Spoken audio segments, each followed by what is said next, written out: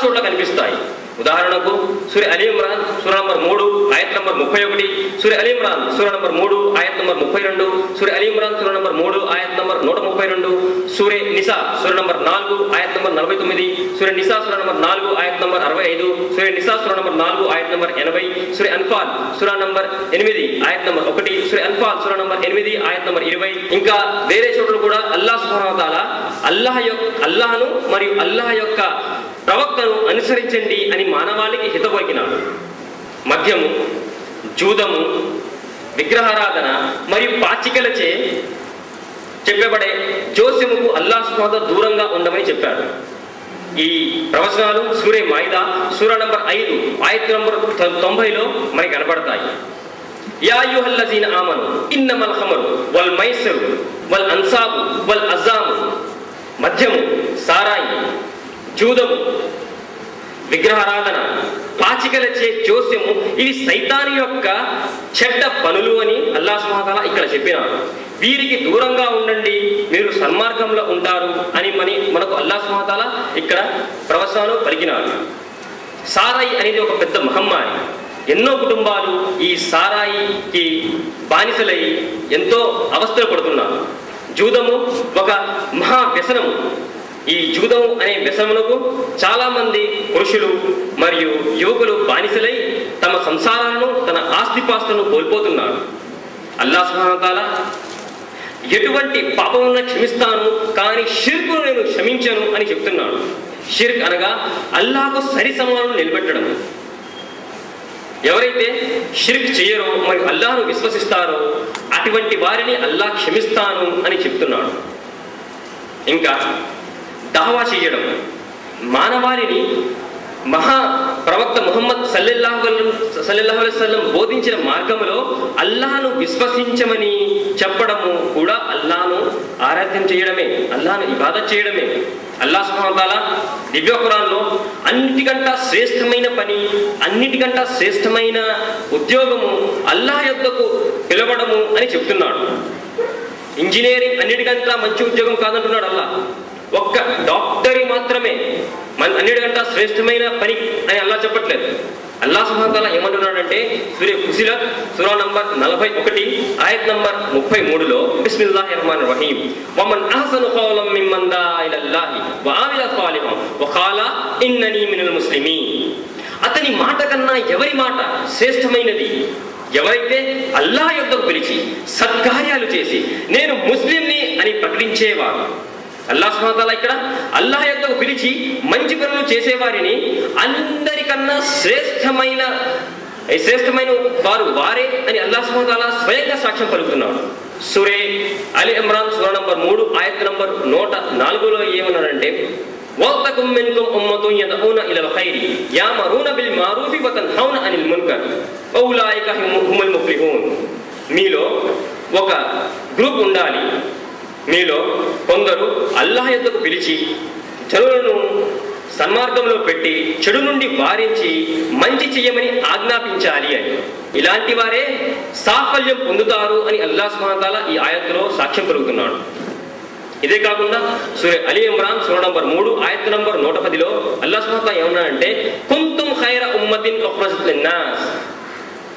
సమస్త మానవాళికి రుజుమార్గం చూపడానికి, సన్మార్గం వారికి సంస్కరణ చేయడానికి రంగంలోకి తీసుకురాబడిన అత్యుత్తమ సమాజం మీరే అని అల్లాహ్ సుబ్హానహు వ తఆలా ఇక్కడ ముస్లింలతో అంటున్నాడు. సమాజాల్లోకెన్నా అత్యుత్తమ సమాజం ఓ ముస్లింలారా, మీరే అందరికన్నా అత్యుత్తమ సమాజం. ఎందుకని మనం అత్యుత్తమ సమాజం? ఎందుకంటే తామరూన బిల్ మారూఫి వ తన్హౌన అనిల్ మున్కర్. మనము ముస్లింలు మంచి చెయ్యమని ఆజ్ఞాపిస్తారు, చెడు నుండి వారిస్తారు. ఈ పని చేయడం ద్వారానే వీరు కుంతుం ఖైర ఉమ్మతిన్ అని చెప్పబడ్డారు. తూమినూన బిల్లా, అల్లాహ్ను విశ్వసిస్తారు. ఒక అమాయకుడిని రక్షించడం కూడా అల్లాహ్ సుబ్హానహు వ తఆలాకు ఇబాదత్ చేయడమే అవుతుంది. మరియు స్త్రీలను కించపరచకుండా స్త్రీలను గౌరవించడం కూడా అల్లాహ్ సుబ్హానహు వ తఆలాను ఇబాదత్ చేయడమే. వ్యభిచారానికి దూరంగా ఉండడం కూడా అల్లాహ్ సుబ్హానహు వ తఆలాను ఇబాదత్ చేయడమే. మనం అల్లాహ్ కోసం చేసే ప్రతి మంచి పని మరియు అల్లాహ్ కోసం ప్రతి చెడ్డ పనికి దూరంగా ఉండడము అల్లాహ్ను ఇబాదత్ చేయడమే.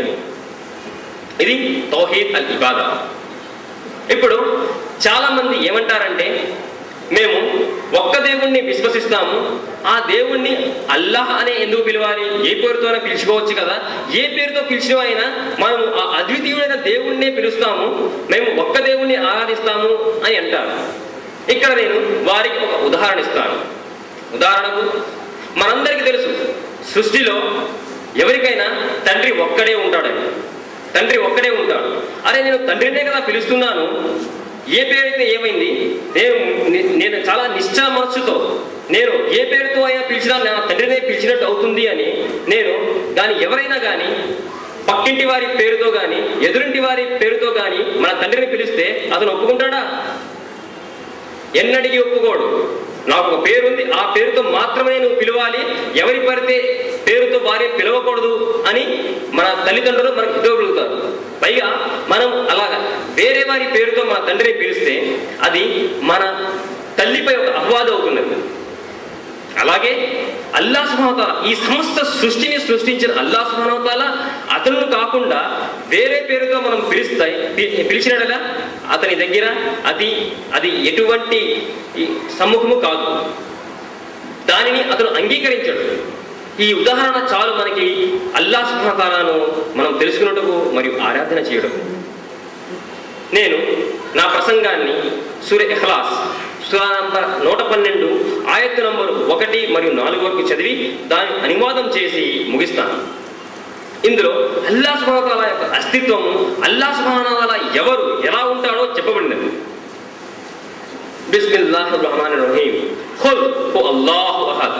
చెప్పండి, ప్రకటించండి, అతను అల్లాహ్ ఒక్కడే అద్వితీయుడు. అల్లాహు సమద్. అల్లాహ్ నిరాపేక్షపరుడు, ఎవరి అక్కర లేనివాడు, అందరూ అతనిపై ఆధారపడేవారే. లం యలిద్ వలం యూలద్. అతని ఎవరి సంతానము కాదు, అతనుకు సంతానము కూడా ఎవరూ లేదు. వలం యకుల్ లహు కుఫువన్ అహద్. మరియు అతనితో సరి సమానులు ఎవ్వరూ లేరు. వాఖిరు దావానా అనిల్ హమ్దులిల్లాహి రబ్బిల్ ఆలమీన్. మన్సూర్ గారు దీన్ని 5 నిమిషాల్లో బ్రీఫ్గా తెలుగులో చెప్పడం జరుగుతుంది. తర్వాత మా వాలంటీర్స్ మీ దగ్గర క్వశ్చన్ ఆన్సర్స్ గురించి వస్తారు.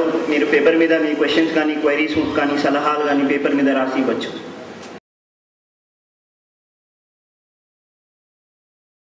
అల్హమ్దులిల్లాహి వహదా వస్సలాతు వస్సలాము అలా మన్ లా నబియ్య బఅదా వఅలా ఆలిహి వఅస్హాబిహి అజ్మఈన్.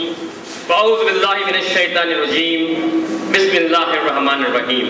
అఫలా యతదబ్బరూనల్ ఖురాన్ వలౌ కాన మిన్ ఇంది గైరిల్లాహ్ లవజదు ఫీహి ఇఖ్తిలాఫన్ కసీరా. బిస్మిల్లాహిర్ రహమానిర్ రహీం. రబ్బి ఇష్రహ్ లీ సద్రీ వయస్సిర్ లీ అమ్రీ వహ్లుల్ ఉఖ్దతం మిన్ లిసానీ యఫ్ఖహు ఖౌలీ. సభకు మరొక మారు ఇస్లామిక్ అభివందనలు. అస్సలాము అలైకుం వరహమతుల్లాహి వబరకాతుహు. ఇన్షాల్లా నేను క్లుప్తంగా వక్త ఆఫా హాష్మి గారు చెప్పిన ఉపన్యాసాన్ని మీకు 5 నిమిషాల్లో తెలుగులో అనువదించి చెప్తాను.